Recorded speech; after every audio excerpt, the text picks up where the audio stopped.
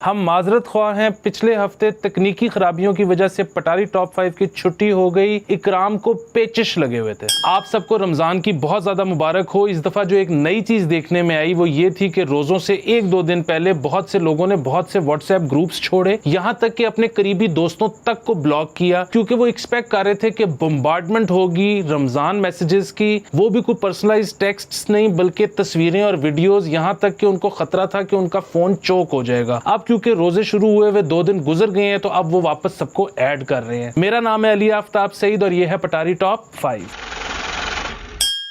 ऐसे मौकों पे मैसेजेस का कम से कम एक फायदा होता था कि कांटेक्ट लिस्ट अपडेट हो जाती थी, लेकिन मसला फिर वही है, यहाँ पे आधे से ज्यादा लोग 30-30 MB की फाइल फॉरवर्ड कर देंगे, नीचे अपना नाम नहीं लिखेंगे।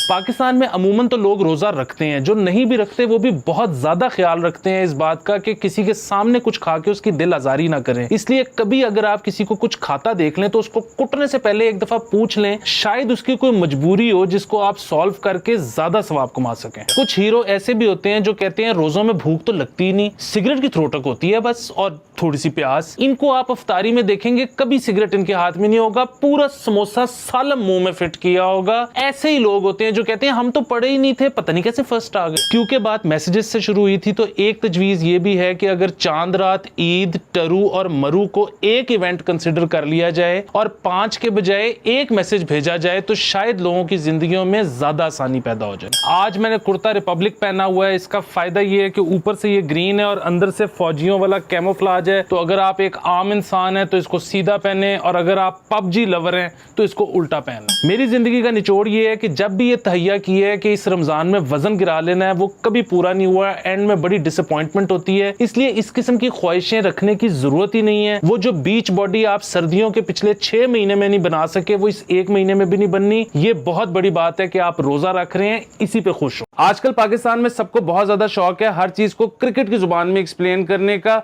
अभी क्योंकि रमजान चल रहे हैं तो इस पे मेरे एक क्रिकेटर दोस्त की बड़ी खूबसूरत कमेंट्री है कि शुरू के रोजे नई बॉल की तरह होते हैं, वो स्विंग करती है, आपको समझ नहीं लग रहा होता कि क्या हो रहा है, लेकिन जितना टाइम आप पिच पे गुजारते जाते हैं उतनी कंडीशंस भी फेवरेबल हो जाती हैं और आपकी आई भी सेट हो जाती है। इसलिए अगर आप रमजान में ओपनिंग करने आ गए हैं तो अब ये सोच लें कि आपने बैट कैरी करना है। मेरा नाम है अली आफ्ताब सईद और यह है पटारी टॉप 5।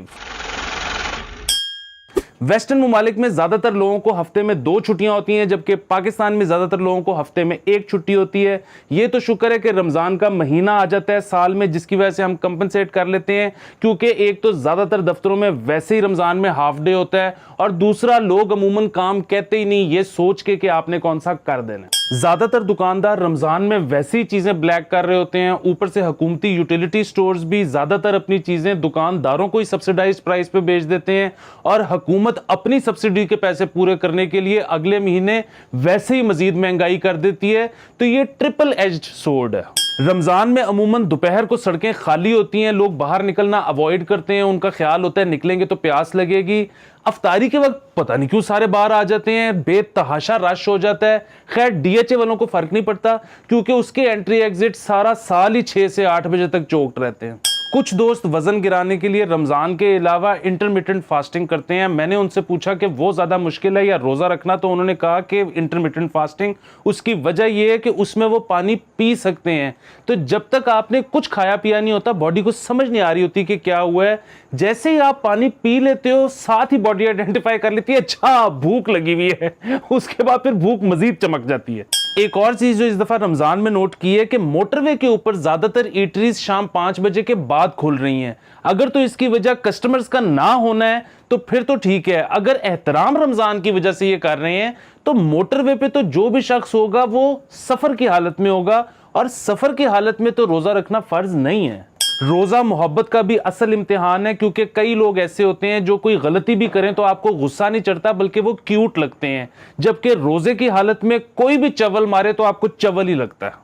मुझे उन लोगों से भी हमदर्दी है जिनका रोजे की हालत में वापडा टाउन आना जाना होता है, मतलब खाली पेट इतने स्पीड ब्रेकर, इंटरनल ऑर्गन आपस में वज वज के बेचारों की पता नहीं क्या हालत हो जाती होगी। मैंने उस इलाके का नाम स्पीड ब्रेकर पुरा रखा हुआ है। मैंने सोचा आप लोग कहीं मिस ना कर रहे हो, मेरे जितने बड़े मुंह से आवाज आती हुई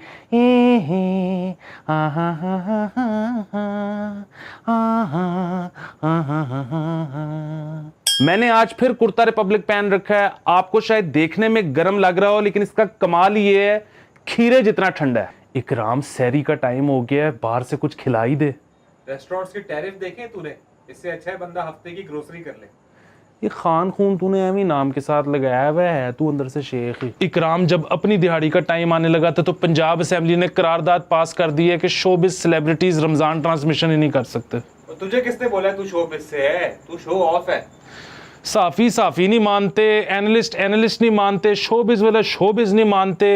अपना भी कोई जीना है, जेलम से आगे दीन है।